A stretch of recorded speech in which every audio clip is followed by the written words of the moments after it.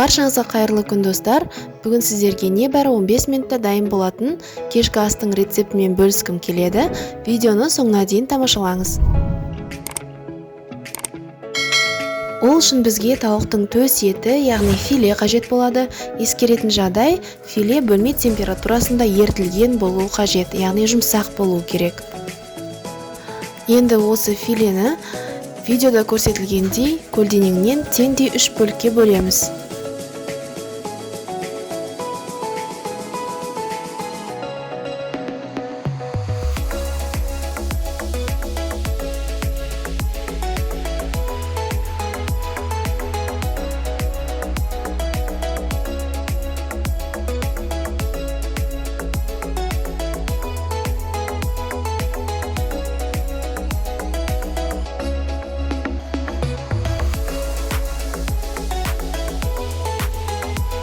Кесілген филенің бір бөлігін тақтайға қойып, үстінен жұқа пленкамен жабамыз. Кейін осы филемізді ас үй балғасымен ұрғылап, жаймалайтын боламыз.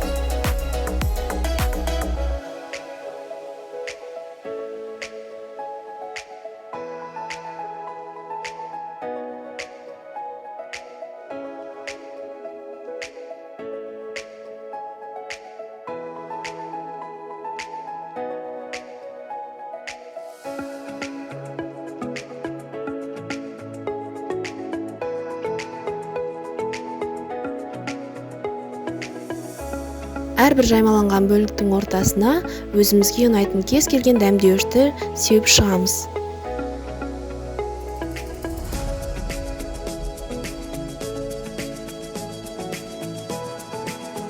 Ендігі кезекте ірімшігімізді жұқалап турап, осы филенің ортасына саламыз.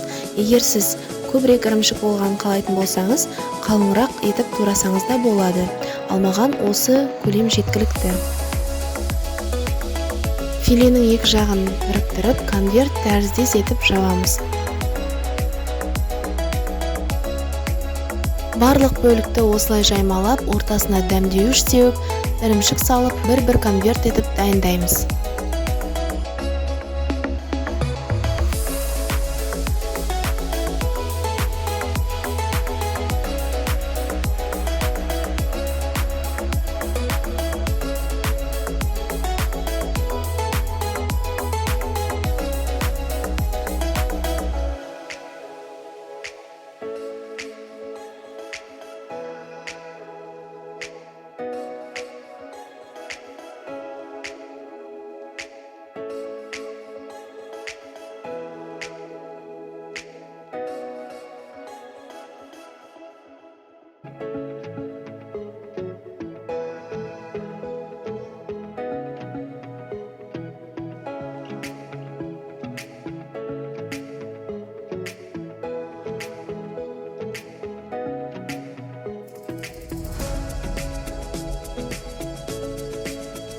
Ендігі кезекте жұмыртқамызға қасықтың ұшымен тұз салып, жақсылап шанышқымен араластырып аламыз.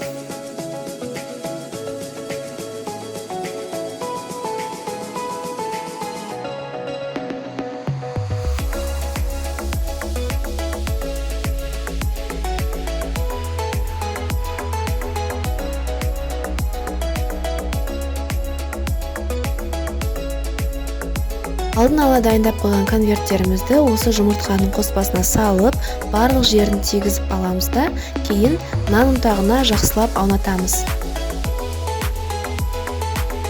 Дәл осы әдісті 2 рет қайталаймыз. Яғни жұмыртқа мен нан ұнтағын аунатып алғаннан кейін, қайтадан жұмыртқаға салып, қайтадан сыртын нан ұнтағымен қаптаймыз.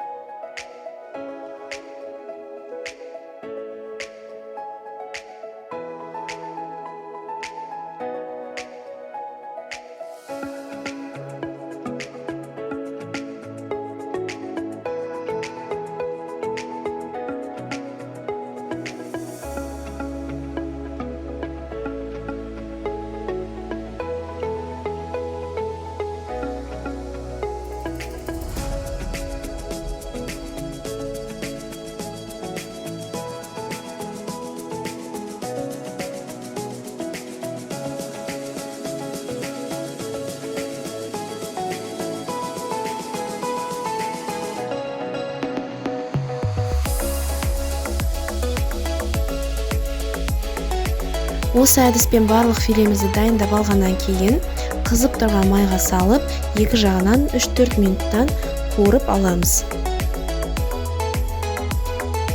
Табадағы майдың көлемі филенің жартысы батып тұратындай мөлшерде болуы керек.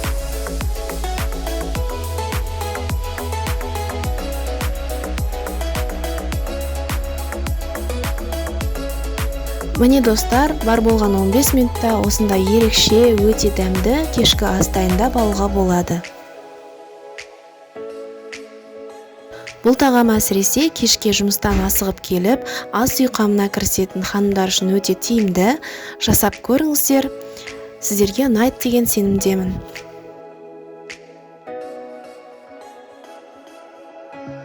Тағамға қосымша ретінде кез келген гарнирді ұсынсаңыз болады. Видео ұнап жатса лайк басып, пікір қалдырып, каналыма тіркеліп қоюды ұмытпаңыздар.